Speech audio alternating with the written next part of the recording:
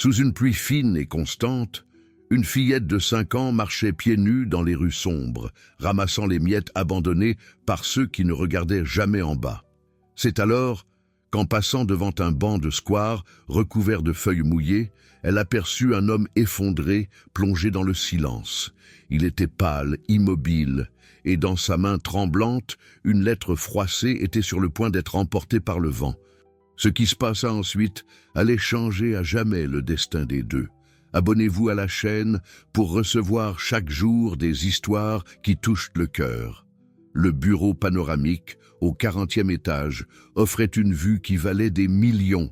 Mais l'homme assis derrière le bureau de verre n'avait pas levé les yeux de son écran d'ordinateur depuis des heures. Les chiffres dansaient devant lui. Profit, investissement, acquisition, chaque chiffre représentant plus de pouvoir, plus de distance avec le monde d'en bas.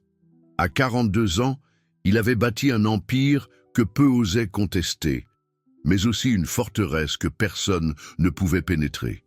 L'interphone bourdonna de la voix de sa secrétaire. « Monsieur, la réunion avec les actionnaires japonais est reportée à demain. » Il continua de taper de ses doigts froids, calculant le prochain coup sur le cruel échiquier des affaires. La pluie commençait à battre contre la fenêtre blindée, créant un rythme monotone qui faisait écho au vide de sa poitrine. De l'autre côté de la ville, loin des gratte-ciel et des néons, une fillette de 5 ans se réveillait sous un auvent improvisé. Ses cheveux châtains collaient à son visage maigre, et ses grands yeux semblaient absorber toute la tristesse du monde. Elle ne pleurait plus. Elle avait appris que les larmes n'apportaient ni nourriture ni chaleur. La pluie fine qui s'était mise à tomber faisait courir les gens à l'abri dans les boutiques et les cafés, laissant les rues désertes et les bancs de square abandonnés.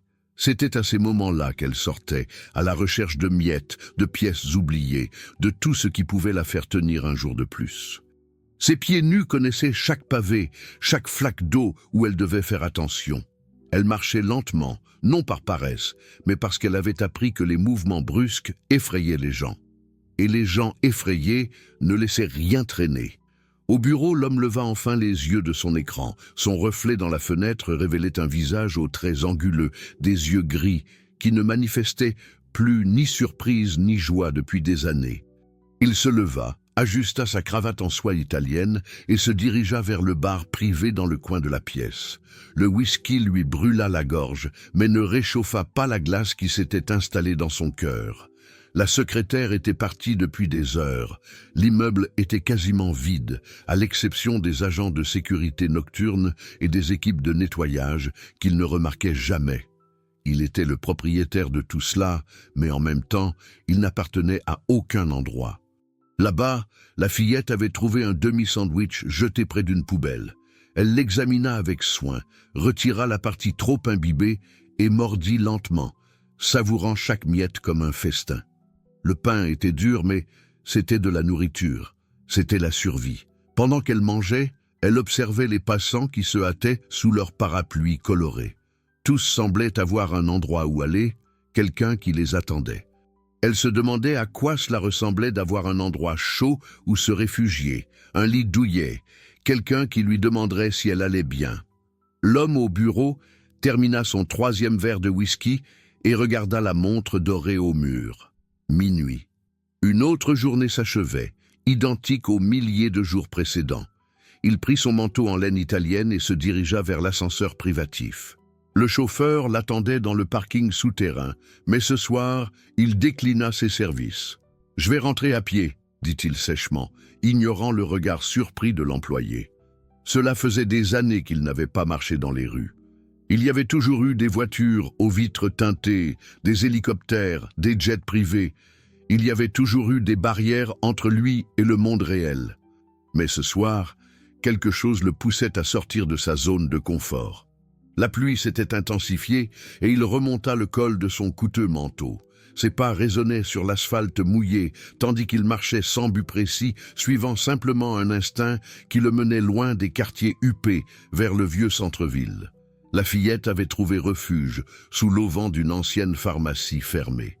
Elle se recroquevilla contre le mur froid, serrant ses genoux contre sa poitrine pour conserver la chaleur corporelle. Ses yeux restaient alertes, même dans l'obscurité. Elle avait appris que la nuit apportait des dangers différents de ceux qu'elle rencontrait le jour. Les pas de l'homme résonnaient, de plus en plus proches.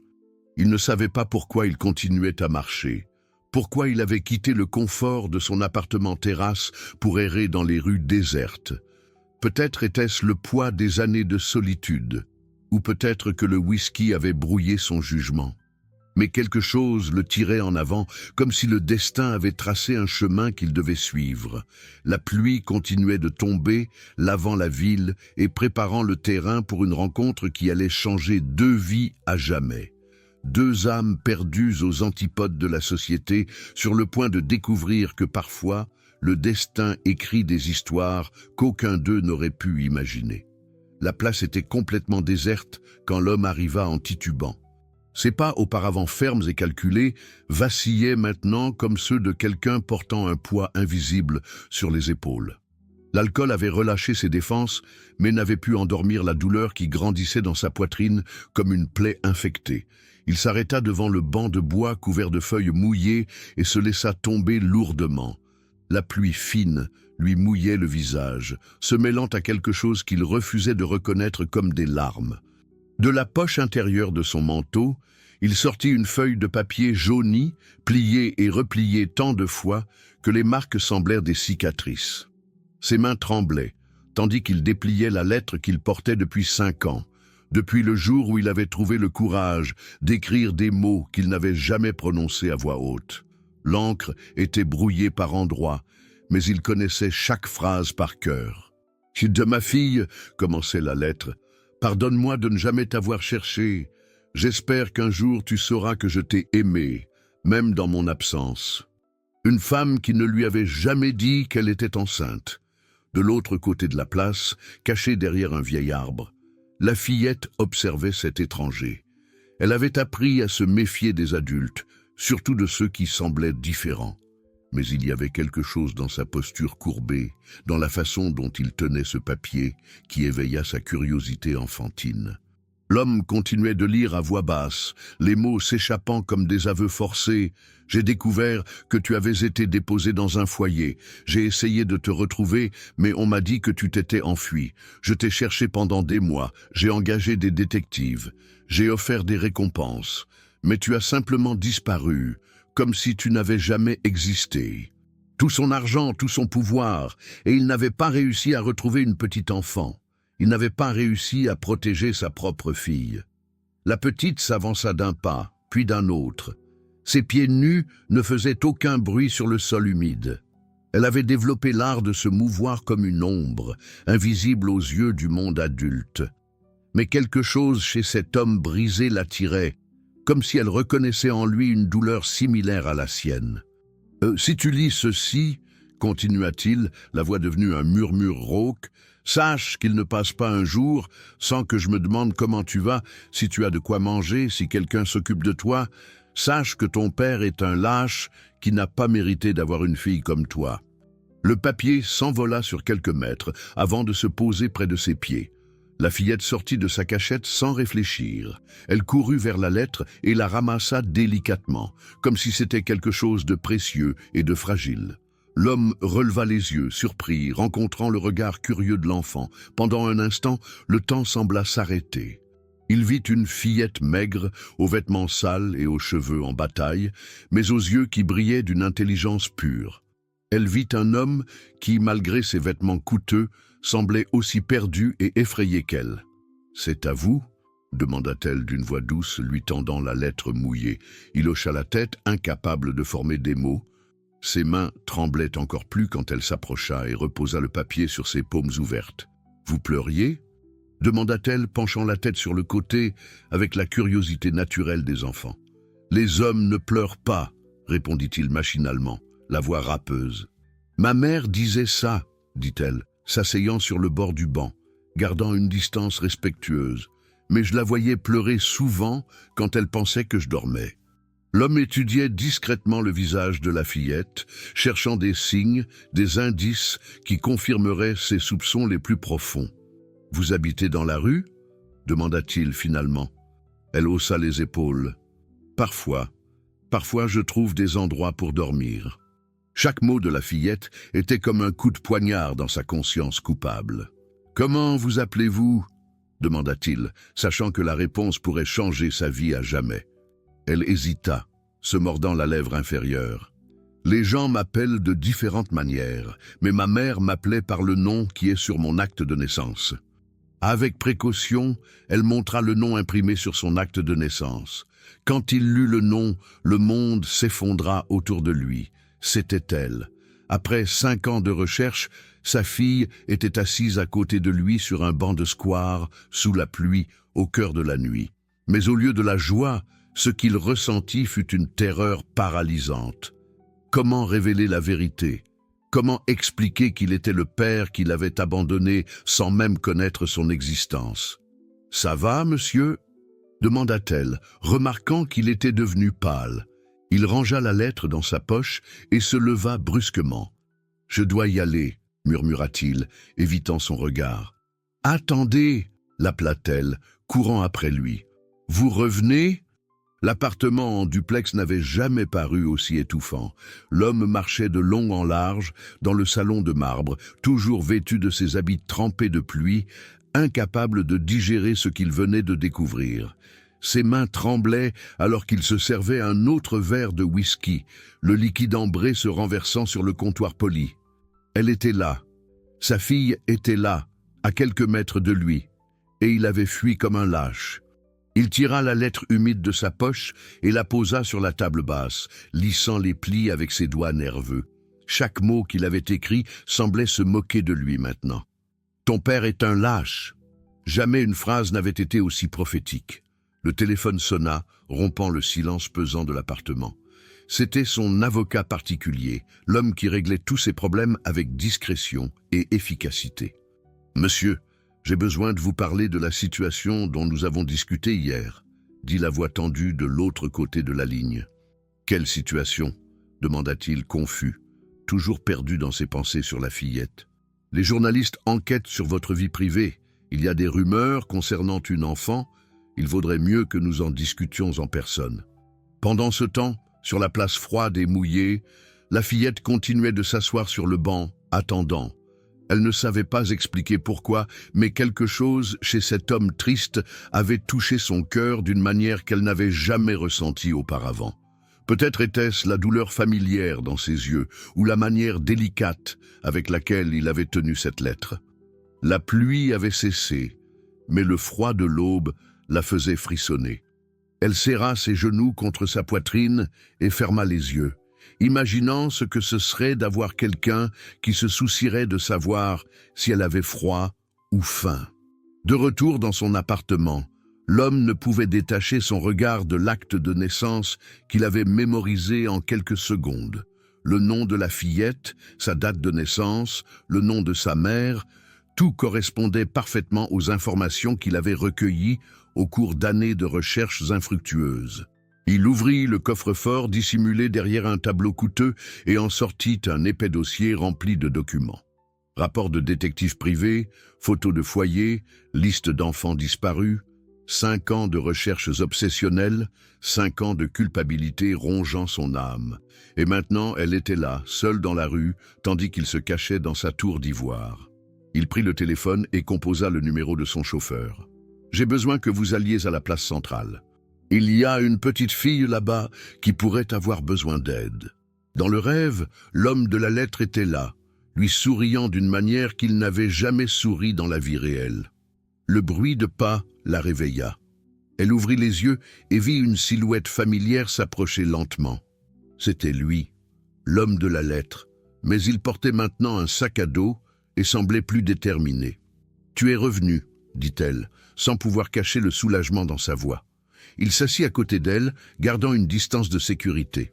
« J'ai apporté quelques affaires dont tu pourrais avoir besoin. » Du sac à dos, il sortit une couverture douce, un sandwich emballé, une bouteille d'eau et des vêtements propres qu'il avait achetés dans un magasin ouvert 24 heures sur 24. Elle regarda les présents les yeux écarquillés. « Pour moi ? Pour toi », confirma-t-il, observant comment elle touchait la couverture avec révérence, comme si elle n'avait jamais rien vu d'aussi beau. « Pourquoi ?» demanda-t-elle, sincèrement confuse. Tu ne me connais même pas. Les mots lui restèrent coincés dans la gorge. Connaître quelqu'un, c'est plus compliqué qu'il n'y paraît, dit-il finalement. Elle mordit prudemment dans le sandwich, savourant chaque bouchée comme si c'était le premier vrai aliment qu'elle mangeait depuis des jours. Peut-être que c'en était le cas. « Quel est ton nom » demanda-t-elle entre deux bouchées. Il hésita. Donner son vrai nom, c'était faire le premier pas vers une vérité qu'il n'était pas prêt à affronter. « Les gens m'appellent de différentes manières », répéta-t-il ses propres mots. « Mais tu peux m'appeler comme tu veux. »« Je peux t'appeler le monsieur de la lettre ?» demanda-t-elle, souriant pour la première fois depuis qu'il l'avait rencontré. Son sourire fut comme un coup de poing dans l'estomac. C'était un sourire pur, innocent, plein d'espoir, tout ce qu'il avait perdu depuis si longtemps. « Tu peux » murmura-t-il. Ils restèrent en silence pendant qu'elle finissait de manger. Il luttait contre l'envie de la toucher, de l'embrasser, de dire la vérité qui brûlait dans sa poitrine comme du feu liquide. « Monsieur de la lettre » dit-elle doucement. « As-tu des enfants ?» La question le frappa comme un éclair. « Pourquoi tu demandes ?»« On est parce que tu as l'air triste comme moi quand je pense à mon père. Ma mère a dit qu'il est parti avant ma naissance. Parfois, je me demande s'il pense à moi. » Chaque mot de la petite fille était une torture exquise. Il était là, le père auquel elle se demandait s'il pensait, et il n'avait pas le courage de dire la vérité. « Je suis sûr qu'il pense à toi, » dit-il, la voix chevrotante. « Comment peux-tu être sûr ?»« Parce que, » il respira profondément, « n'importe quel père serait fier d'avoir une fille comme toi. » Elle sourit à nouveau, et il sut qu'il était perdu. Peu importait la peur, peu importaient les conséquences. Il ne pouvait plus l'abandonner. Mais alors qu'il se levait pour lui suggérer de venir avec lui, le bruit de sirènes déchira l'air. Des voitures de police s'approchèrent de la place, leurs phares illuminant tout autour.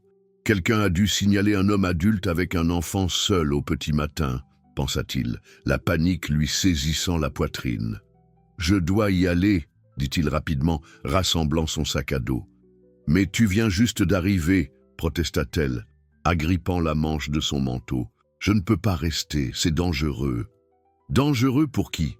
Il la regarda une dernière fois dans les yeux avant de disparaître à nouveau dans l'obscurité, la laissant avec plus de questions que de réponses, et un cœur qui commençait à s'ouvrir à quelque chose qu'elle n'osait nommer l'espoir. 3 jours s'écoulèrent depuis leur dernière rencontre sur la place, et l'homme ne parvenait à se concentrer sur rien. Sa secrétaire avait annulé d'importantes réunions. Ses associés l'appelaient constamment, inquiets de son absence inexplicable, mais rien de tout cela n'avait d'importance. Son esprit était entièrement occupé par une fillette de 5 ans qui dormait probablement encore sur les bancs de la place. Il avait discrètement engagé un garde du corps privé pour surveiller la zone, s'assurant qu'elle était en sécurité sans qu'elle le sache. Les rapports arrivaient toutes les 2 heures. L'enfant reste sur la place centrale, se nourrit de restes trouvés dans les poubelles, dort sous l'auvent de l'ancienne pharmacie. Chaque mot était comme un coup de poignard dans sa poitrine. Le matin du 4e jour, il ne put plus supporter. Il enfila des vêtements simples, un jean et une chemise en coton qu'il avait acheté spécialement pour ne pas attirer l'attention, et quitta l'appartement sans prévenir personne. La place était différente pendant la journée. Des enfants jouaient dans le parc pendant que leur mère discutait sur les bancs. Des retraités nourrissaient les pigeons. Des commerçants locaux passaient en hâte. C'était un monde vibrant et plein de vie qu'il avait oublié qu'il existait. Il la trouva assise sous l'arbre où elle s'était cachée la première nuit, observant les autres enfants jouer. Ses vêtements étaient les mêmes que ceux qu'il lui avait donnés, lavés soigneusement à une fontaine publique, imagina-t-il. La couverture était pliée à ses côtés comme un trésor précieux. Quand elle le vit s'approcher, son visage s'illumina d'un sourire qui fit fondre toutes ses défenses soigneusement construites. « Monsieur de la lettre !» cria-t-elle, courant vers lui. Il s'agenouilla pour être à sa hauteur et un instant faillit l'embrasser. Mais il se retint, luttant toujours contre ses propres instincts paternels. « Comment vas-tu » demanda-t-il, examinant son visage à la recherche de signes de blessure ou de maladie. « Mieux maintenant que tu es revenu, dit-elle avec l'honnêteté brutale des enfants. Je pensais que tu ne viendrais plus. Je reviens toujours, dit-il, surpris par sa propre sincérité. Tu promets? Le mot lui resta coincé dans la gorge. Faire des promesses était dangereux. Cela signifiait engagement. Cela signifiait renoncer au contrôle qui avait façonné sa vie entière. Je promets, dit-il finalement. Elle tapa des mains de joie et il sentit quelque chose d'étrange se produire dans sa poitrine. Une sensation chaleureuse et inconnue qu'il mit quelques secondes à reconnaître comme du bonheur. « Tu veux voir quelque chose ?» demanda-t-elle, prenant sa petite main et la posant sur la sienne. Son contact le prit au dépourvu. Ses mains étaient petites et délicates, mais étonnamment fortes. Des mains qui avaient appris à survivre, à se débrouiller seules quand le monde entier lui avait fait défaut. Elle le conduisit vers un coin plus isolé de la place, où elle avait construit une sorte de petite maison improvisée avec des morceaux de carton et des branches sèches. « C'est ma maison », dit-elle fièrement. « Je l'ai construite toute seule. Tu veux entrer ?» Il regarda la structure fragile qui accueillait à peine un adulte et sentit son monde basculer. Sa fille était fière d'une maison en carton alors qu'il possédait des manoirs dans 3 pays différents. « Elle est très belle », dit-il, s'accroupissant pour entrer dans l'espace exigu. À l'intérieur, elle avait tout organisé avec le soin d'une vraie maîtresse de maison. La couverture qu'il lui avait donnée était étalée comme un tapis. Ses maigres affaires étaient empilées en petits tas ordonnés. Et elle avait même trouvé des fleurs sauvages pour décorer les lieux. « J'habite ici depuis 2 jours, expliqua-t-elle. C'est mieux que le trottoir, personne ne m'embête. Tu n'as pas froid la nuit ? Demanda-t-il. Parfois, mais la couverture que tu m'as donnée est très chaude. Elle la toucha tendrement. Je n'ai jamais eu quelque chose d'aussi doux. Je me recroqueville toute petite et j'attends que ça passe. Elle lui montra s'enroulant en boule. J'ai appris que si on reste très silencieux, les mauvaises choses passent plus vite. Demanda-t-elle sincèrement confuse. Je ne connais pas d'autre endroit. Mais ta mère avait tort, dit-il fermement. Tu mérites tout le bien qui existe au monde. Je vois que tu souris, même quand tu as toutes les raisons de pleurer. Il n'abandonnerait plus sa fille. Je peux te poser une question, dit-elle, jouant nerveusement avec le bord de sa chemise. Tu peux demander n'importe quoi. J'aimerais beaucoup, dit-il, choisissant ses mots avec soin. En fait, je pense parfois que ce serait la chose la plus importante de ma vie. Ce qui avait commencé par des visites sporadiques devint une routine. Chaque matin, l'homme apparaissait sur la place avec un café et un sandwich pour la petite. Il parlait de choses simples, les nuages dans le ciel, les oiseaux qui chantaient dans l'arbre, les gens qui passaient en hâte. Pour elle, c'étaient des meilleurs moments de la journée. Pour lui, c'étaient les seuls moments où il se sentait vraiment vivant. Il avait commencé à lui apporter de petits cadeaux, un crayon de couleur, un cahier simple, un petit ours en peluche qu'elle serrait comme si c'était la chose la plus précieuse au monde. Chaque cadeau était reçu avec une gratitude si pure qu'il se sentait à la fois béni et détruit par l'ironie de la situation. « Pourquoi es-tu si gentil avec moi ?» demanda-t-elle un matin, dessinant des fleurs dans le cahier qu'il lui avait donné. « Pourquoi ne le serais-je pas ?»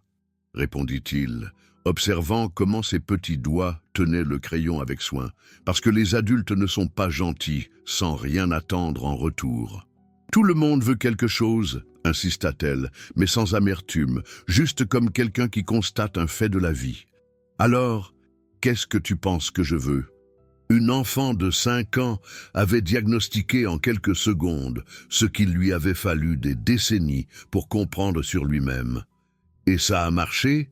demanda-t-il, essayant de paraître décontracté. « Ça a marché, » dit-elle, reprenant son dessin. « Parce que maintenant, nous avons quelqu'un tous les deux. » Elle apprenait avec une soif qui l'impressionnait, absorbant chaque leçon comme si c'était des gouttes d'eau dans un désert. « Tu es très intelligente, » dit-il un après-midi, après qu'elle ait résolu un petit problème de mathématiques simple.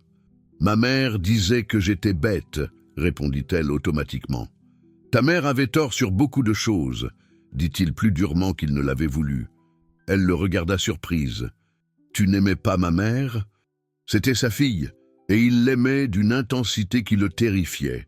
Mais le monde extérieur commençait à faire pression. Son avocat l'appelait quotidiennement, l'alertant sur des journalistes qui posaient des questions sur sa vie privée. Des employés commentaient son comportement étrange, ses absences mystérieuses, et il y avait toujours la peur que quelqu'un le voie avec la petite et tire des conclusions dangereuses. « Je dois vous parler urgemment, monsieur », dit son avocat un matin, apparaissant à l'appartement sans prévenir. « Pas maintenant, ce n'est pas le bon moment », répondit-il, ajustant sa cravate. Il avait rendez-vous avec la petite dans 20 minutes. « Monsieur, il y a un journaliste d'investigation qui pose des questions sur une enfant. Il a des photos de vous sur la place centrale. L'idée que quelqu'un puisse mal interpréter son amour paternel, qu'il puisse salir la relation la plus pure qu'il ait jamais connue, était insupportable. Combien demande-t-il?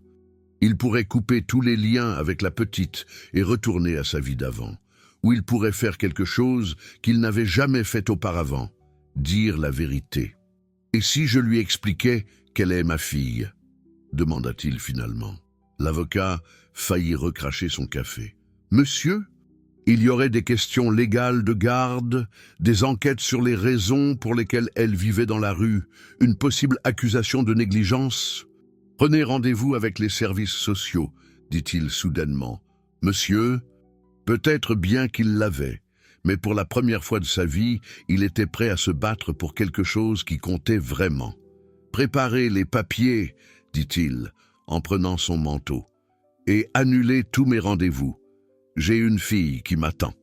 Vous avez mis du temps aujourd'hui, demanda-t-elle, courant pour l'enlacer par les jambes comme elle avait commencé à le faire ces derniers jours. Il s'agenouilla pour se mettre à sa hauteur, lui tenant délicatement les petites épaules. « Je dois te parler de quelque chose de très important. Te souviens-tu de la lettre que j'avais sur moi cette première nuit ?» demanda-t-il. « La lettre que tu as écrite pour quelqu'un de spécial, » dit-elle en hochant la tête. « Tu l'as toujours ? Une fille que je n'ai jamais connue, née sans que je le sache. C'était une femme que j'ai connue il y a longtemps, et quand j'ai vu ta date de naissance, j'ai fait le calcul. « Ça veut dire que je suis ton père, » dit-il, la voix tremblant d'émotion. Le monde sembla se taire. Même les oiseaux ne chantaient plus. La petite le regardait fixement, comme si elle voyait un fantôme. « Mon père ?» murmura-t-elle. « Ton père » confirma-t-il, les larmes coulant sur son visage sans qu'il s'en rende compte. Soudain, elle recula d'un pas comme s'il l'avait giflée. « Non !» dit-elle, secouant vigoureusement la tête. « Ce n'est pas possible. »« Tu mens. Mon père ne voulait pas d'une fille, et maintenant tu veux faire semblant d'être lui juste parce que je n'ai personne d'autre. Je sais que c'est difficile à croire. Je n'ai pas voulu y croire non plus au début. Alors, pourquoi tu me fais ça ?» sanglota-t-elle. « Pourquoi tu dis ces choses? Parce que c'est la vérité, et parce que je t'aime. » Elle s'interrompit un instant, relevant ses yeux rougis et gonflés vers lui. « Tu ne peux pas m'aimer, » dit-elle, la voix brisée. « Personne ne m'aime. Même ma mère ne m'a jamais aimé. Ta mère avait tort sur tout, » dit-il fermement. « Elle avait tort de te maltraiter. Elle avait tort de mentir à ton sujet. Elle avait tort de te faire croire que tu ne mérites pas d'être aimé.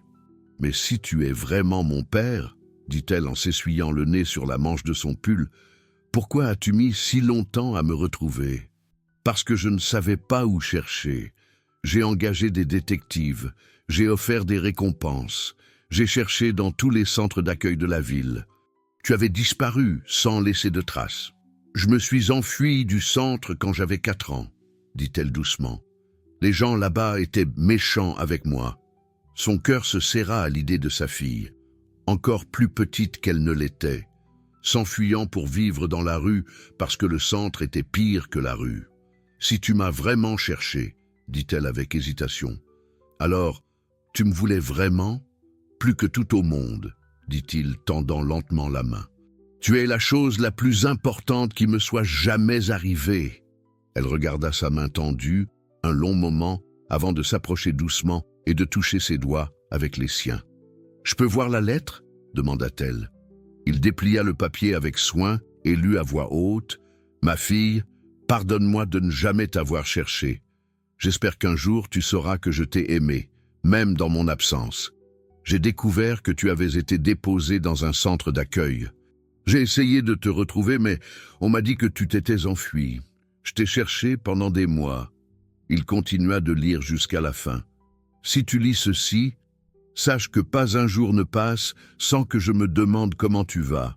Si tu as à manger, si quelqu'un prend soin de toi, sache que ton père est un lâche qui n'a pas mérité d'avoir une fille comme toi. » Quand il eut terminé, elle pleurait à nouveau. Mais cette fois, ce n'était pas des larmes de colère ou de peur. « Tu as écrit ça pour moi ?» demanda-t-elle. « Pour toi ?» confirma-t-il. « Et tu portais cette lettre la nuit où nous nous sommes rencontrés ? Je la porte sur moi depuis 5 ans, depuis le jour où j'ai découvert que tu existais. » Elle resta silencieuse un long moment, assimilant l'ampleur de la révélation. « Alors quand tu m'as trouvé cette nuit-là, dit-elle lentement, c'était comme si j'avais trouvé mon propre père évanoui sous la pluie. Là, c'est exactement ce qui s'est passé. Et c'est pour ça que tu revenais toujours, c'est pour ça que tu m'apportais des cadeaux, c'est pour ça que tu me regardais comme ça, parce que tu es ma fille, et je t'aime depuis avant même de savoir qui tu étais. » Elle se rapprocha, étudiant son visage avec attention. « J'ai tes yeux, » dit-elle soudain. « Oui, tu les as, » dit-il, souriant à travers ses larmes. « Et mon nez ressemble au tien. » Il lui ressemble. « Alors c'est vrai ?» demanda-t-elle, la voix pleine d'une espérance prudente. « C'est vrai. J'ai vraiment un père. Tu as toujours eu un père. J'ai juste mis trop de temps à te trouver. » Elle se jeta alors dans ses bras, le serrant de toutes les forces que son petit corps pouvait rassembler. Et là, assis sur le sol froid de la place où ils s'étaient rencontrés, père et fille se trouvèrent enfin pour de bon. « Papa » murmura-t-elle contre sa poitrine, expérimentant le mot pour la première fois de sa vie. « Ma fille » répondit-il, sentant comme si une partie essentielle de son âme était enfin rentrée à la maison. Le bonheur dura exactement 48 heures. Ils avaient passé les 2 jours les plus merveilleux de leur vie ensemble.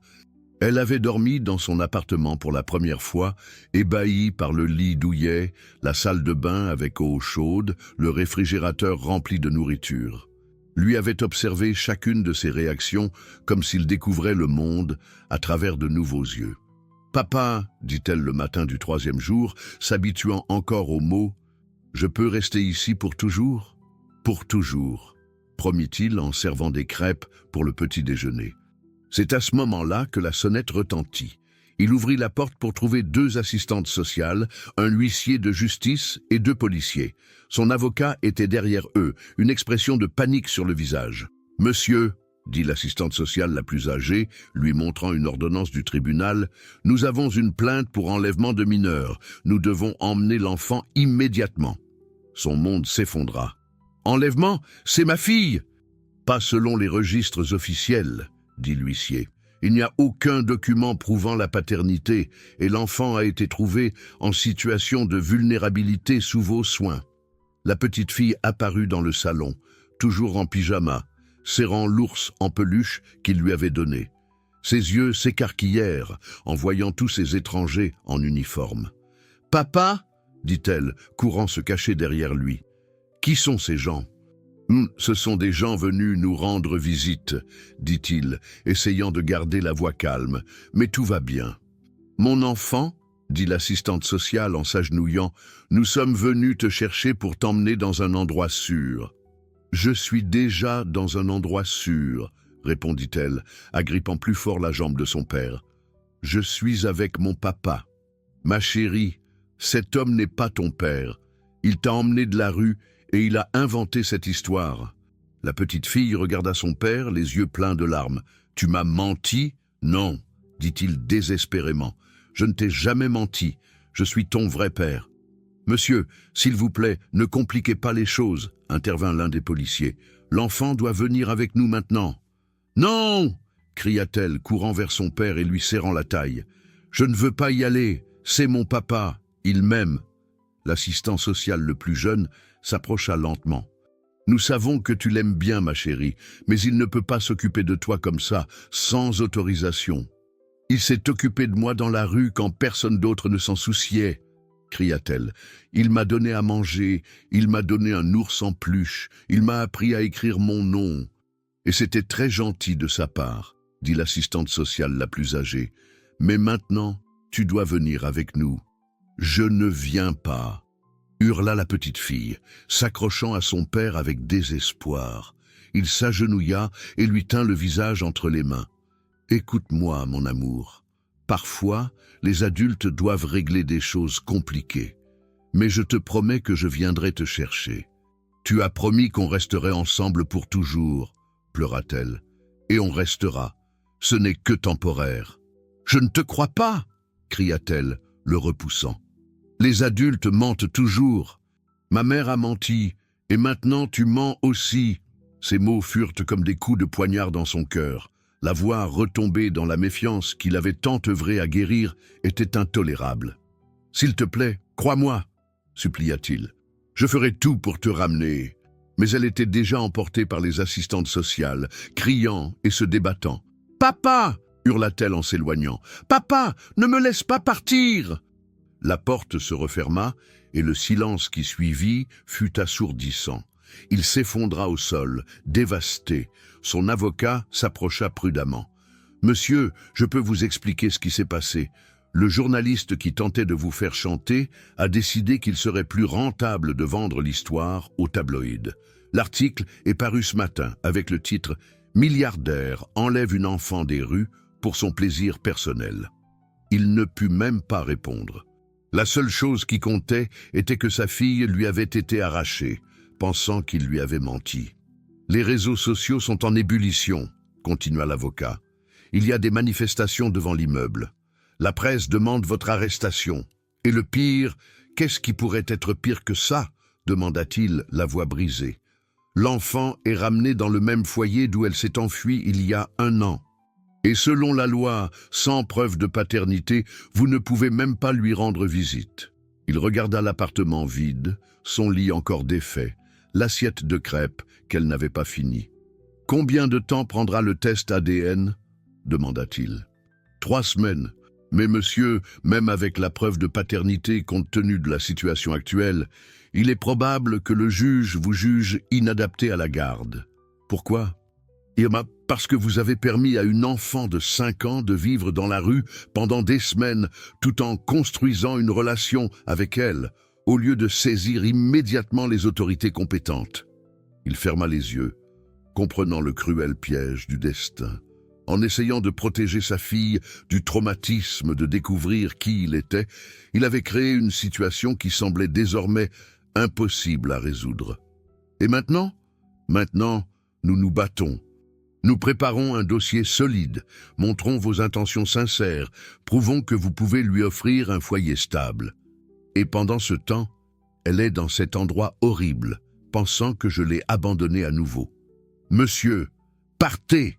hurla-t-il soudain. « Partez tous !» Lorsqu'il fut seul, il alla dans sa chambre et s'assit sur le petit lit. Il prit le pyjama qu'elle avait laissé soigneusement plié, une habitude qu'elle avait développée en à peine 2 jours d'avoir un foyer, et le serra contre sa poitrine. Dehors, les manifestations continuaient. Les cris de « À bas le ravisseur » résonnaient jusqu'au 40e étage. Mais tout ce qu'il pouvait entendre était sa voix criant « Papa, ne me laisse pas partir !» Et pour la première fois de sa vie, il comprit qu'il existait des choses que tout l'argent du monde ne pouvait acheter, et que parfois, l'amour ne suffisait pas à protéger ceux que l'on aime le plus. La guerre pour l'âme de sa fille ne faisait que commencer. 3 semaines passèrent comme 3 ans. L'homme s'était transformé en une ombre de lui-même, passant ses journées à parcourir les couloirs des tribunaux, les cabinets d'avocats et les salles d'attente des services sociaux. Sa barbe avait poussé en désordre. Ses costumes chers avaient été remplacés par des vêtements simples et ses yeux témoignaient d'une détermination frôlant l'obsession. Le résultat du test ADN était arrivé la veille au matin. 97% de probabilité de paternité. Il était officiellement le père de la fillette, mais cela n'avait rien changé à la situation juridique. L'État le considérait toujours inapte à la garde, et elle demeurait au foyer, le même endroit horrible d'où elle s'était enfuie un an auparavant. « J'ai obtenu une autorisation pour une visite supervisée », annonça son avocat, entrant dans le bureau improvisé qu'il avait installé à la maison, avec des murs couverts de documents juridiques et de photographies de sa fille. « Quand » demanda-t-il, se levant immédiatement. « Cet après-midi. Mais monsieur, je dois vous avertir, l'enfant refuse de parler à tout adulte depuis son arrivée, et quand on lui demande de parler de vous, » l'avocat hésita. « Que dit-elle ? » Elle dit qu'elle n'a pas de père, qu'elle n'a jamais eu de père. Les mots le frappèrent comme un coup de poing dans l'estomac. Sa propre fille avait choisi de nier son existence plutôt que d'admettre qu'il l'avait abandonnée à nouveau. « Il y a aussi autre chose, » continua l'avocat à contre-cœur. Le foyer a signalé qu'elle faisait des cauchemars toutes les nuits. Elle se réveille en criant et en appelant quelqu'un, mais refuse de dire qui.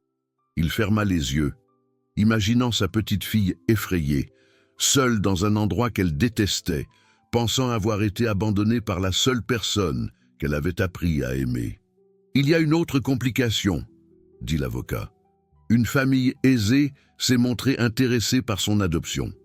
Ils ont une réputation irréprochable, aucun scandale médiatique, et peuvent lui offrir une vie stable, loin de toute cette controverse. »« Non, » dit-il fermement, « c'est ma fille. Monsieur, peut-être devriez-vous considérer ce qui est le mieux pour elle.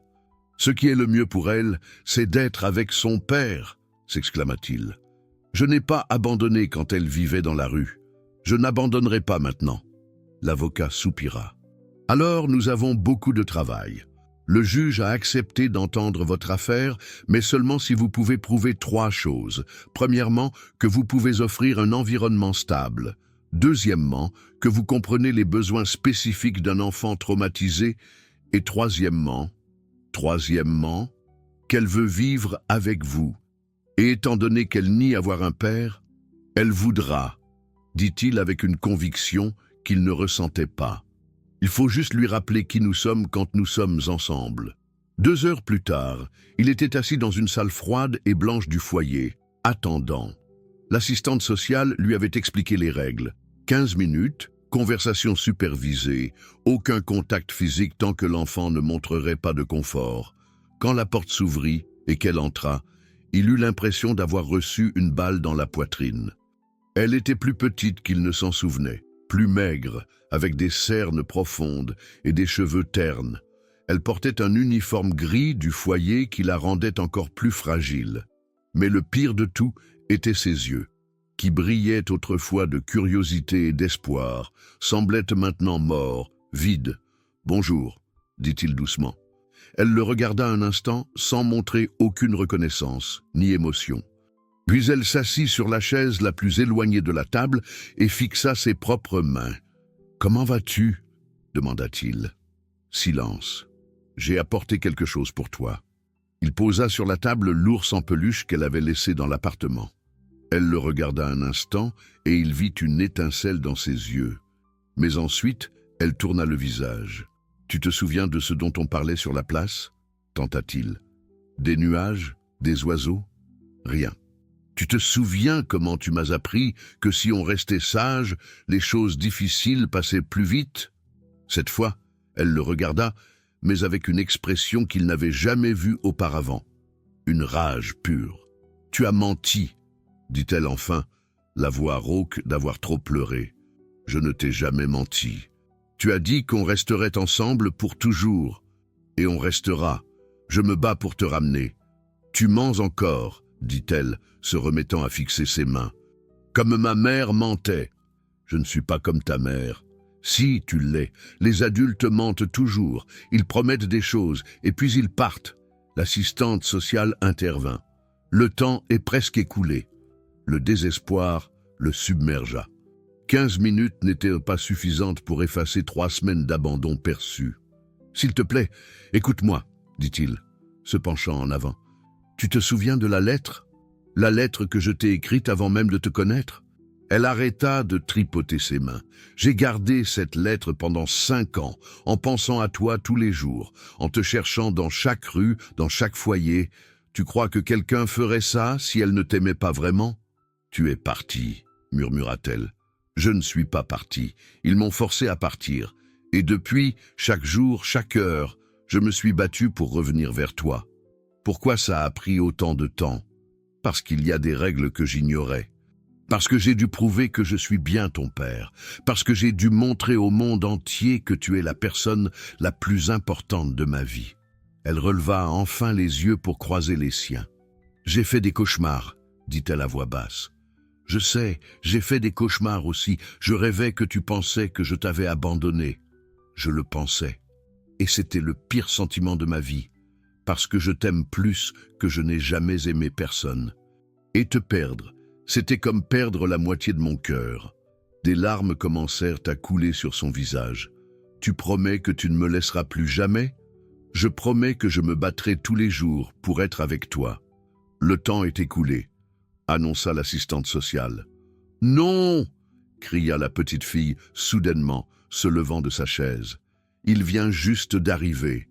Ma chérie, les règles.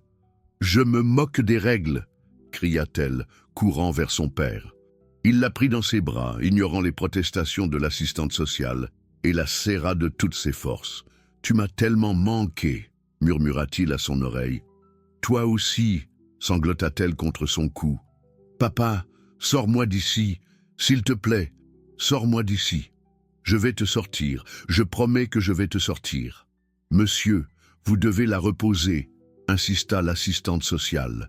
À contre-cœur, il la reposa sur la chaise, mais garda ses petites mains entre les siennes. « Écoute bien ce que je vais te dire, » dit-il, la regardant droit dans les yeux. « Dans quelques jours, nous devrons parler à un juge. Il te demandera où tu veux vivre. »« Avec toi, » dit-elle immédiatement. « Mais certaines personnes vont essayer de te convaincre que tu serais mieux dans une autre famille. Des gens qui n'ont jamais fait la une des journaux, qui n'ont pas de problème. Je ne veux pas d'une autre famille. Je veux mon père. Alors tu dois être très courageuse et dire exactement ça au juge. Tu peux faire ça pour moi?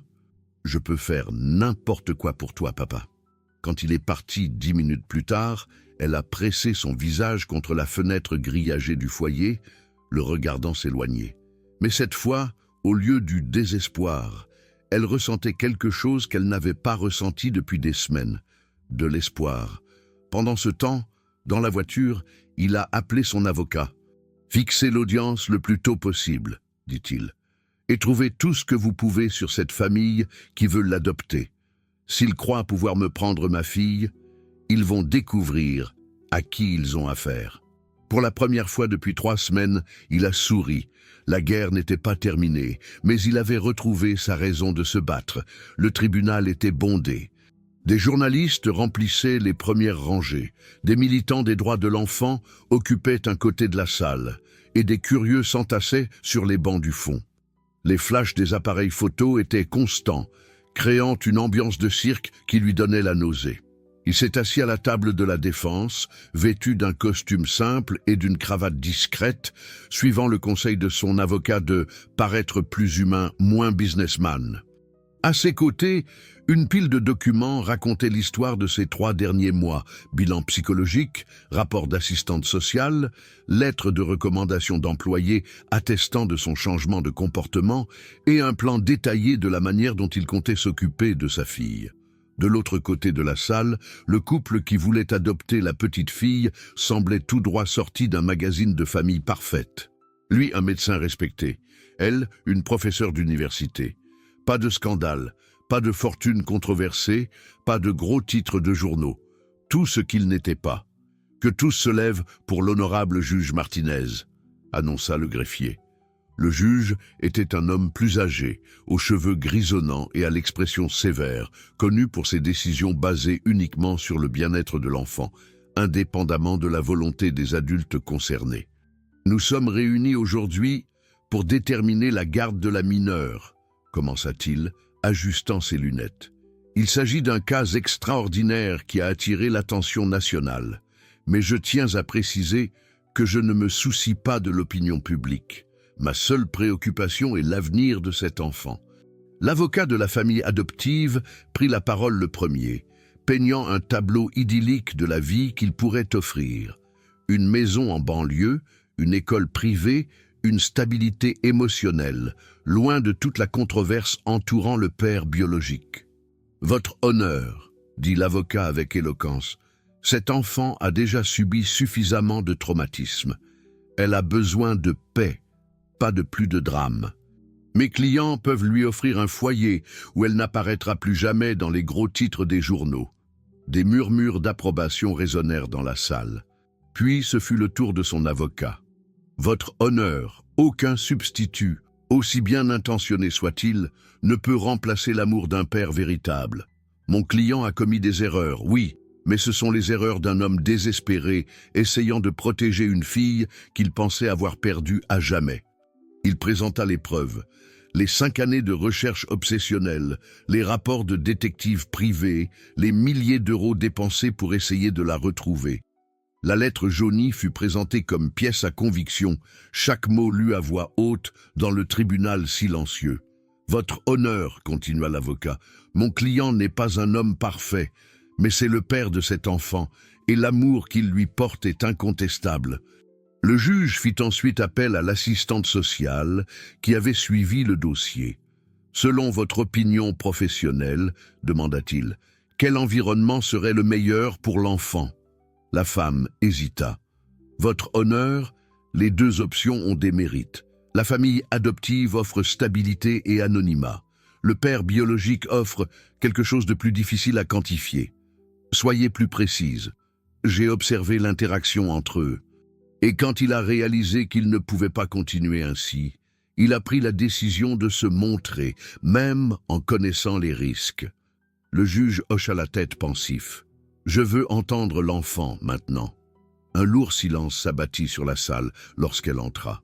Elle portait une robe simple qu'il avait fait acheter spécialement pour l'audience et serrait son ours en peluche contre sa poitrine. Ses yeux parcoururent la salle bondée avec nervosité avant de trouver les siens. Il lui adressa un sourire et un léger signe de tête. Elle lui rendit son sourire, et pour la première fois depuis des semaines, elle ressembla à la petite fille courageuse qu'il avait rencontrée sur la place. Le juge se leva et s'approcha du bord de la table, s'agenouillant pour se mettre à sa hauteur. « Bonjour, ma petite, je m'appelle Monsieur le juge Martinez. Sais-tu pourquoi tu es ici ?» Elle hocha la tête. « Pour décider où je vais habiter. » « C'est exact. Et comprends-tu qu'il y a différentes personnes qui aimeraient s'occuper de toi ? » ?»« Je comprends. Peux-tu me parler de cet homme là-bas ?» Il désigna le père. Elle le regarda longuement. « C'est mon papa. »« Comment sais-tu que c'est ton papa ?»« Parce qu'il m'a cherché avant même de me connaître, parce qu'il portait une lettre pour moi dans sa poche depuis 5 ans. Parce que quand il me regarde, c'est comme si j'étais la personne la plus importante au monde. Et les autres personnes, là, le juge désigna le couple. Elle les regarda poliment. Ils ont l'air très gentils. Je suis sûr que ce sont de bonnes personnes. Ils peuvent te donner une vie très confortable, loin de tout le désordre. Monsieur le juge, l'interrompit-elle avec le sérieux d'une adulte, puis-je raconter une histoire ? Le juge parut surpris, mais hocha la tête.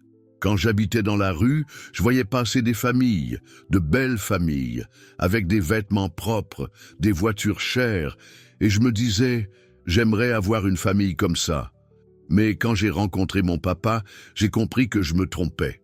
Comment ça ? Je ne voulais pas d'une belle famille, je voulais ma famille. Peu importe comment elle est à l'extérieur. Ce qui compte, c'est ce qu'on ressent à l'intérieur. Le tribunal était absolument silencieux. « Et comment te sens-tu quand tu es avec ton papa ?» Comme si j'étais rentré à la maison, après avoir été perdu très longtemps. Son père sentit des larmes couler sur son visage. Plusieurs personnes dans le public pleuraient également. « Et si je décidais que tu devais vivre avec l'autre famille ? Alors j'obéirais, » dit-elle simplement. « Mais je passerai tous les jours à attendre que mon papa vienne me chercher. Parce que c'est ce que font les vrais papas. Ils n'abandonnent jamais leurs enfants. » Le juge se releva et retourna à son bureau. Le tribunal resta dans un silence absolu tandis qu'il consultait les documents. C'est l'une des décisions les plus difficiles que j'ai jamais eu à prendre, dit-il finalement. J'ai devant moi deux options qui, dans des circonstances normales, seraient toutes deux adéquates pour le bien-être d'un enfant. Son cœur battait si fort qu'il était sûr que toute la salle pouvait l'entendre. Cependant, continua le juge, il y a quelque chose que l'enfant elle-même a dit et que je ne peux ignorer. Elle a parlé de se sentir chez elle. Et après 40 ans à juger des affaires de garde, j'ai appris qu'un foyer n'est pas fait de perfection. Il est fait d'amour inconditionnel. Il marqua une pause, regardant droit dans les yeux de la petite fille. Il m'apparaît clairement que cet enfant et cet homme sont faits l'un pour l'autre. Bien que j'impose des conditions strictes, suivi psychologique, visites régulières d'assistants sociaux et totale transparence sur leur vie personnelle, j'accorde la garde au père biologique. La salle explosa. Les flashs crépitèrent, des gens crièrent, les journalistes se précipitèrent vers leur téléphone. Mais tout ce qu'ils pouvaient voir, c'était sa fille, courant vers lui, les bras tendus, le sourire le plus éclatant qu'il ait jamais vu. « Papa !» cria-t-elle sautant dans ses bras. « Ma fille !» murmura-t-il, la faisant tournoyer dans les airs. « Je ne te laisserai plus jamais partir. Tu promets ?»« Je promets. Pour toujours, cette fois. » Et là, au milieu du chaos d'un tribunal bondé, père et fille rentrèrent enfin à la maison, pas dans un lieu, mais dans le cœur l'un de l'autre. 6 mois après l'audience, la vie avait trouvé un rythme qu'aucun des deux n'aurait imaginé possible. La maison qu'il avait achetée n'était pas la plus grande de ses propriétés, ni la plus luxueuse, mais c'était la première qui méritait vraiment le nom de foyer. Elle se trouvait dans un quartier calme, avec une école proche où elle avait été inscrite, et un jardin assez grand pour qu'elle puisse jouer et planter les fleurs qu'elle aimait tant. La matinée de samedi commença comme toutes les autres ces derniers mois, elle sautant sur son lit à 7 heures du matin, son ours en peluche sous le bras et les cheveux complètement en bataille. « Papa, papa, tu as promis qu'aujourd'hui, on allait peindre ma chambre !» dit-elle, secouant ses épaules jusqu'à ce qu'il ouvre les yeux. « Bonjour à toi aussi, petite peste !» dit-il en souriant et en la tirant sous les couvertures. « Quelle heure est-il ?»« L'heure de peindre, rit-elle, essayant d'échapper à ses chatouilles. Tu as dit que je pouvais choisir n'importe quelle couleur. Et quelle couleur mademoiselle a-t-elle choisi ? Du rose, mais pas n'importe quel rose, du rose de la couleur des fleurs que j'ai trouvé sur la place, ce premier jour. » Il s'arrêta un instant. Même après 6 mois, elle faisait encore référence à ces jours difficiles, mais maintenant sans tristesse, juste comme une partie de son histoire. La thérapie qu'ils suivaient tous les deux l'aidait à traiter le traumatisme de manière saine.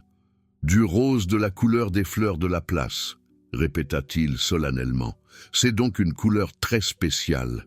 C'est la couleur la plus importante du monde, » dit-elle, se blottissant contre sa poitrine. « Parce que c'est la première belle couleur que j'ai vue après que tu sois apparu dans ma vie. » Des moments comme ceux-ci le prenaient encore au dépourvu. Sa profondeur émotionnelle, la façon dont elle transformait des souvenirs douloureux en quelque chose de beau, la facilité avec laquelle elle exprimait son amour, tout cela continuait de le surprendre chaque jour. Ils passèrent la matinée au magasin de peinture, elle insistant pour voir toutes les nuances de rose disponibles, jusqu'à trouver exactement la couleur qu'elle avait en mémoire. Le vendeur les observait avec un sourire indulgent, pendant qu'elle expliquait sérieusement la différence entre rose fleur de place et rose ordinaire. « Celle-ci, papa !» dit-elle finalement, pointant une teinte délicate qui rappelait l'intérieur d'un coquillage. « C'est celle-là, tu es sûr, absolument sûr. » De retour à la maison, ils couvrirent le sol de plastique et portèrent de vieux vêtements. Elle insista pour aider à tout, du mélange de la peinture à l'application du rouleau sur les murs. Le résultat était une œuvre d'art imparfaite, avec quelques taches de travers et des éclaboussures sur le sol. Mais elle ne pouvait pas être plus fière. « C'est magnifique !» déclara-t-elle, de la peinture rose sur les joues et le nez. « C'est la plus belle chambre du monde entier. »« C'est vrai !» acquiesça-t-il, observant non pas le mur, mais le sourire radieux sur son visage. Pendant que la peinture séchait, ils déjeunèrent dans le jardin. Elle avait pris l'habitude de lui raconter ses journées à l'école, les nouveaux amis qu'elle se faisait, les choses qu'elle apprenait.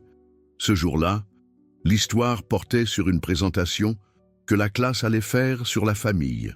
La maîtresse a demandé à chacun de parler de sa famille, dit-elle en mordant dans son sandwich. Et tu sais ce que je vais dire? Quoi donc? Je vais parler de la façon dont les familles se rencontrent parfois de drôles de manières. Comment le papa et la fille qui se sont rencontrés par une nuit pluvieuse alors qu'ils étaient tous les deux perdus. Et quoi d'autre? Ou que parfois les gens pensent que la famille, c'est avoir les mêmes choses, habiter au même endroit depuis toujours ou se ressembler sur les photos. Mais la vraie famille, c'est une affaire de cœur. Elle posa sa petite main sur sa poitrine. C'est sentir que notre cœur bat à l'unisson avec le cœur de l'autre. Il lui tint la main contre son propre cœur, sentant les battements synchronisés de leurs deux cœurs. Et qu'est-ce que la maîtresse va penser de cette histoire? Je crois qu'elle va pleurer, dit-elle d'un ton pensif. Les adultes pleurent toujours quand je leur raconte notre histoire. Mais ce sont de bonnes larmes, n'est-ce pas, papa? Des larmes quand le cœur est plein d'amour. L'après-midi, il la ramena sur la place où tout avait commencé. C'était une tradition qu'ils avaient établie. Visiter ce lieu une fois par mois, non par nostalgie, mais comme une façon d'honorer le chemin qui les avait menés jusqu'ici. Elle courut aussitôt vers le banc où il était assis cette première nuit. « Ici !»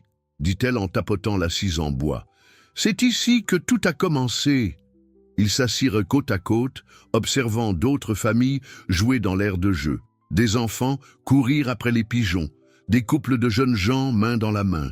« Papa !» dit-elle après quelques minutes de silence contemplatif, « tu crois que notre histoire aura une fin heureuse? Qu'est-ce que tu veux dire?